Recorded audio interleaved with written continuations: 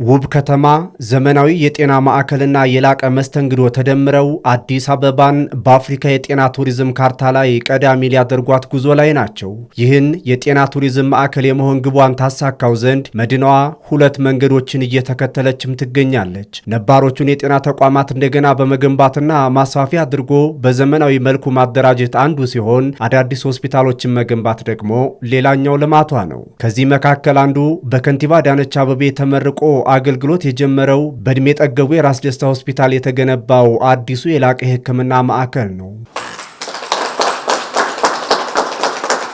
በከፍተኛ የውጭ ምንዛሪ ወጪና በታካሚዎች ወደ ውጭ ሀገር መጓዝ ሲፈተን የቆየው የኢትዮጵያ የሕክምና ዘርፍ ዛሬ በሀገር ውስጥ ብቃት ባላቸው ዘመናዊ ማዕከላት እየተተካ ነው።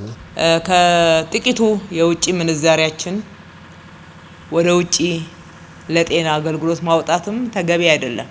እኛም መስራት እንችላለን፣ ሌሎች እንደሰሩት ይሄው መስራት እንደምንችል እየታየ ነው ያለ።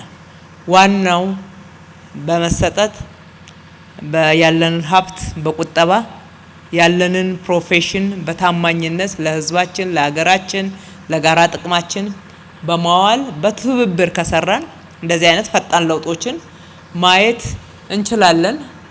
ዓለም ከደረሰችበት መድረስ እንችላለን።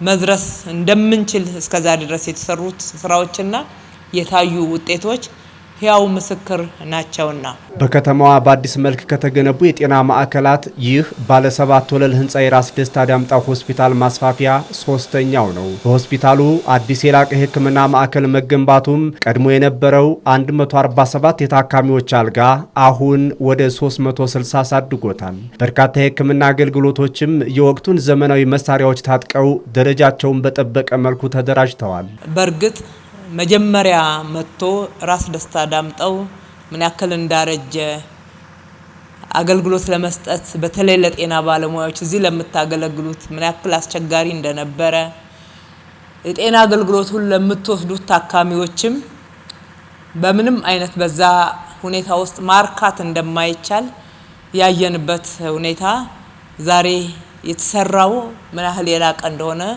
እንድንናገር ያስገድደናል ማለት ነው። ይሄ በፍጥነት ተገንብቶ በጥራት ተገንብቶ የነበረውን አገልግሎት በእጥፍ ማሳደግ የቻለው ዛሬ የመረቅነው ህንፃ ብቻ አይደለም። ውስጡ እጅግ በጣም ዘመናዊ በሆኑ በተለይ በ2026 የሕክምና መሳሪያ ምርቶች የተሟላ ነው። አዲስ አበባን የጤና ቱሪዝም ማዕከል በማድረግ ጉዞ ውስጥ ድርሻው የመንግስት ብቻ አይደለም። መዲናዋ ላይ ያለው የጤና አገልግሎት ፍላጎቱ ገና ከዚህ በላይ በመሆኑ የግሉ ዘርፍም እንዲሳተፍ እየተደረገ ነው። የግል ሴክተሩ የበለጠ እንዲሰራ እየደገፍን ያለ ነው። በርካታ ሆስፒታሎች በግል ሴክተሮችም የተጀመሩ አሉ።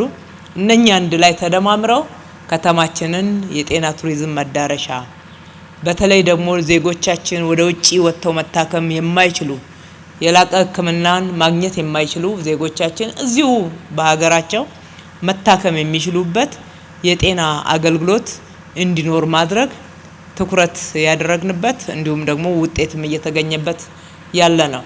አሁን ላይ በከተማዋ በተለያዩ አካባቢዎች ወደ አገልግሎት እየገቡ ያሉት ግዙፍ የሕክምና ተቋማት በውበታቸው ከሕክምና ባለፈ ቀድመው የመፈወስ ድባብን ይፈጥራሉ። ቀድሞ በሆስፒታሎች አካባቢ የሚታወቀውን የጭንቀት ስሜት በማራኪ አደረጃጀታቸው ተስፋን ይተክላሉ። ይህ ማለት ኢትዮጵያውያን እንደሚቀኙት ከፍትፍቱ ፊቱ ነው ነገሩ። የላፍቶውን ስንመርቅ ክቡር ጠቅላይ ሚኒስትራችን አንድ ነገር አሉን።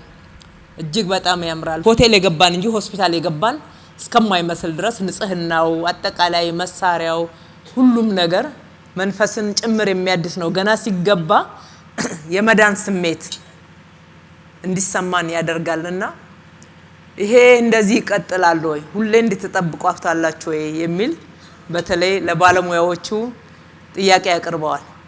እኛም ራስ ደስታ ዳምጠው ተመላልሰን ስንመጣና ስናያቸው ዛሬ ያየነው ሁሌ እንዲታይ ነው አደራ ያልኩት። ይሄንን ለማሳሰብ ነው። የዛሬ 5 ዓመት ቃል በመግባት የተጀመረው አዲስ አበባን የጤና ቱሪዝም ማዕከል የማድረግ ጉዞ አሁን ላይ የጤና ተቋማትን በማስፋፋት በማዘመን የአገልግሎት ጥራቱን ከፍ በማድረግ ዘመናዊ የሕክምና መሳሪያዎችን እስከ ማሟላት ድረስ ውጤት ማስገኘት ተችሏል።